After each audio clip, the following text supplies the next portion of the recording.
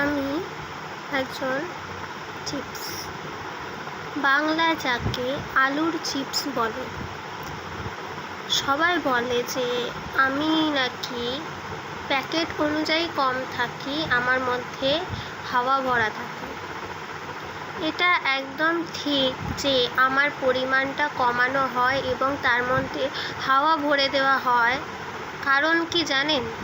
সেটা হলো যাতে ওই প্যাকেটের চিপস, মানে আমি বা আমার বন্ধুরা যারা চিপস আছে তারা যেন সুস্থ থাকে, তারা যেন শ্বাস নিতে পারে।